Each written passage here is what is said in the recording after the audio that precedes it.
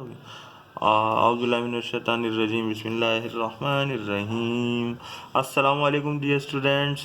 आज जो है काफ़ी दिनों के बाद जो है एजुकेशनल वीडियो जो है एक्सरसाइज नंबर 4.8 मैंने आपसे वादा किया था कि find the factor by using the factor theorem पढ़ाऊँगा।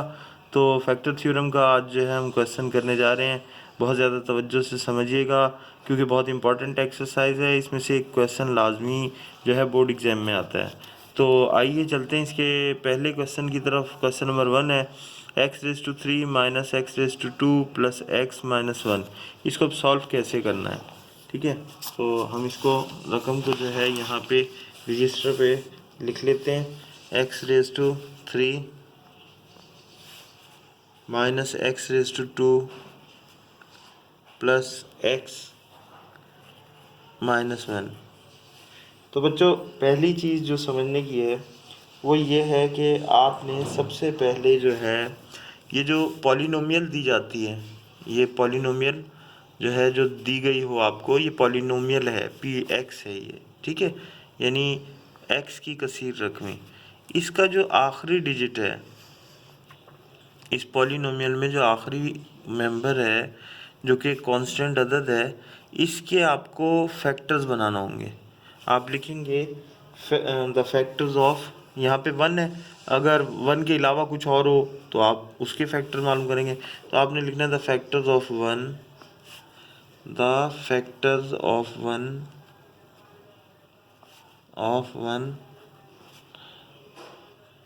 Are. अब फैक्टर 1 के कौन कौन से फैक्टर हैं? फैक्टर क्या होते हैं? फैक्टर का मतलब होता है कि जिन जिन आदाद पे ये अदद जो है वो तकसीम हो जाता हो उनको इसके फैक्टर्स कहा जाता है। मसलन अगर हम 6 की बात करें तो 6 1 के टेबल में भी आता है 1 6 6, इसी तरह 2 के टेबल में भी आता है 2 3 6, इसी तरह 3 के टेबल में भी आता है 3 2 6, और फिर ये अपने ही टेबल में भी आता है 6 1 6। अच्छा, अब जब हम फैक्टर्स लिखते हैं तो फैक्टर दोनों ही तरह के अदद जो है वो फैक्टर हो सकते हैं, यानी प्लस भी, यानी सही आदाद में, इंटीजर्स में से। तो प्लस माइनस का 1 जो है, यानी प्लस का 1 भी इसका फैक्टर होगा और माइनस का 1 भी। समझ आ गई बात? तो ये फैक्टर आपने जब लिख लिए तो अब इसके बाद आप जो है, यानी अब आपने क्या करना है कि इसका फैक्टर को इनमें से +1 या -1 को इसमें पुट करके देखना है कि कहाँ जो है। ये आप रफली साइड में किसी पेपर पे किसी पेंसिल से जो है आप करके चेक कर सकते हैं कि किस +1 को पुट करें हम या -1 को पुट करें कि ये जो है इसका रिज़ल्ट ज़ीरो आ जाए, इसका रिज़ल्ट क्या आ जाए, ज़ीरो आ जाए। तो अब बात ये है कि आइए चलें हम जो है देखते हैं। अगर हम +1 को इसमें पुट करें तो 1 की पावर 3 जो है वो 1 1 ज़ा 1 1 1 ज़ा 1 1 ही आ जाएगा। माइनस इसी तरह यहाँ पे 1 पुट करेंगे तो 1 का स्क्वायर 1 होगा, 1 - 1 0 बच जाता है। इसी तरह प्लस यहाँ पे 1 पुट कर देंगे तो 1 - 1 यहाँ पे भी। तो इसका मतलब है हम अगर x = +1 पुट कर देंगे तो जो है ये 0 के इक्वल आ जाएगा। तो अब हम क्या करें? x अगर आप 1 पुट कर रहे हैं, प्लस का 1, तो ये चीज़ जो है 0 के इक्वल आ रही है। तो अगर आप 1 को उठा के यहाँ से यहाँ लेके आओ तो ये क्या बन जाता है, x - 1 हो जाएगा और इधर क्या रह जाएगा, 0 बचेगा। ये बात समझ आई आपको कि आप 1 को उठा के वहाँ से यहाँ लेके आए तो ये माइनस का 1 हो गया और वहाँ पे क्या रह गया, 0, तो x - 1 बना। तो आप यहाँ पे इस तरह से जो है लिखेंगे कि if x - 1, if x - 1 is a factor of px, is a factor of px अगर x - 1 पॉलिनोमियल ऑफ x का एक फैक्टर हो तो फिर क्या होगा, तो क्या होगा, तो यही होगा जो हमने इमेजिन किया था कि अब हम उसको हम पेपर पे लिख लेंगे कि px = ये यहाँ पे जहाँ जहाँ x है वहाँ वहाँ आप उसको 1 को पुट करेंगे तो ये क्या होगा, 1 की पावर 3 बन जाएगा। इसी तरह से माइनस ये जो है x की पावर 2 है तो आप ये क्या बन जाएगा, 1 की पावर 2 प्लस x की जगह पे आप क्या लिख देंगे, 1 - 1। तो ये अब आप इसका क्यूब निकालें, 1 का क्यूब तो 1 ही आ जाएगा, 1 1 जा 1 1 1 जा 1, इसी तरह 1 का स्क्वायर भी 1 ही होगा, प्लस 1 तो है ही ऑलरेडी, फिर -1। तो अब देखें 1 -1 ये कैंसिल हो गया, ये इससे कैंसिल हो गया, क्या बचा आपके पास 0। पी एक्स जो है वो 0 आने का मतलब ये है कि जो हमने फ़र्ज़ किया था, सपोज़ किया था, वो बात दुरुस्त साबित हो गई। तो अब आप लिख दें इसको कि हैंस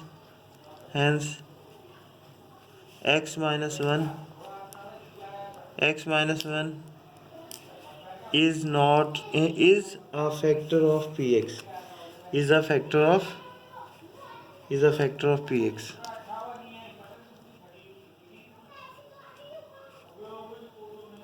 ये हमने पहले ही चेक कर लिया था साइड में।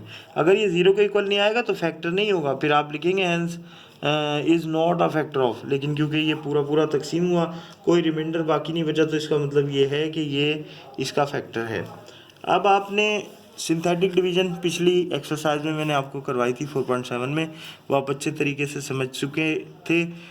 बस उसमें यूँ समझ लें ये थोड़ा सा एक इजाफा है, एडिशन है वो। ये अब आपके लिए क्वेश्चन करना बड़ा आसान हो गया कि आप जो है ना x=1 को वहाँ पे बतौर एक फैक्टर के लेंगे, और यहाँ पे आप यहाँ से लिखेंगे बाय सिंथेटिक डिवीज़न।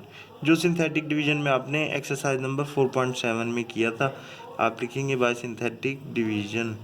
अब सिंथेटिक डिवीज़न जो है वो क्या है आपको पता है, क्या करते हैं आप उसमें एलिना, इनके क्या लिए जाएंगे, कोएफिशिएंट्स लिए जाएंगे, सही है। और इस तरह से एक लाइन हम ड्रा कर लेंगे, ठीक है, और इसी तरह इस तरह एक लाइन ड्रा करेंगे।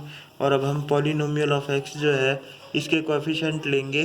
कोएफिशिएंट के बारे में मैंने आपको बताया था कि इसके शुरू में, जिनके शुरू में कुछ नहीं होता वहाँ 1 का तस्वुर करते हैं। तो इसका 1 है, इसका -1 है, यहाँ +1 है, या आखिर में। तो आप यहाँ पे पहले तो ये लिखें जो फैक्टर बना था x=1 लिया था ना, तो यहाँ 1 लिख लेंगे आप। अब उसके बाद उसके कोएफिशिएंट लिखें 1, फिर उसके बाद -1, फिर उसके बाद +1, और आखिर में -1 जो बचा वो यहाँ लिख दें। अब सिंथेटिक डिवीज़न तो आपको आती है, पहली आपको पता है जगह, उसमें ऐसे ही लिख देंगे 1 का 1 आ जाएगा। अब इसको 1 को 1 से मल्टीप्लाई करेंगे, 1 1 ये -1 और ये +1, यहाँ पे क्या आ जाएगा 0।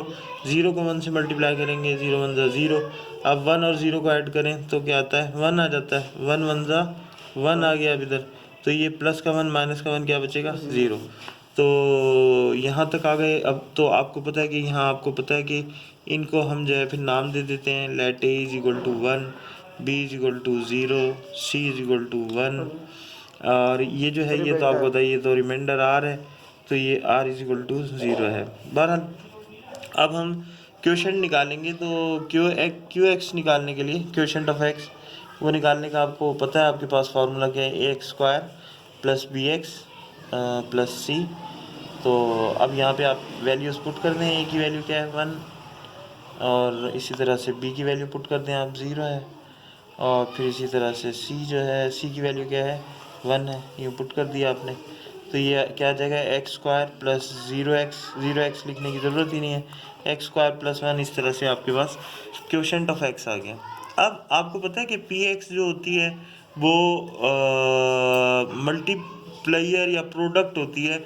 आपको पता है कि px एक्चुअली px जो है वो क्या होगी, वो फैक्टर की और जो क्वोशंट है, सही है ना, डिवीजन फैक्टर और क्वोशंट की जो है वो क्या होती है, यानी वो dx की डिवाइजर ऑफ x की और multiply by quotient of x की, qx का वो क्या होती है, प्रोडक्ट होती है। तो डिवाइजर ऑफ x जो है आपके पास वो क्या आया है, वो आपने क्या लिया था फैक्टर x-1, तो आप लिखते हैं x-1, और फिर इसके बाद qx क्या है, qx आपके पास ये क्वोशंट ऑफ x आपने निकाल लिया x² + 1। तो दिस इज़ द आंसर। क्योंकि ये अगर इसमें कहीं इसकी फैक्टराइजेशन अगर इसके फैक्टर बन सक रहे होते तो आप फिर इसकी फैक्टराइजेशन करते, समझ आ रही बात। लेकिन क्योंकि इसकी मज़ीद फैक्टराइजेशन जो है वो नहीं होती नज़र आ रही, तो इसलिए इसको सवाल को यहीं पे ही स्टॉप हो जाएगा, और यही आंसर है, स्टॉप।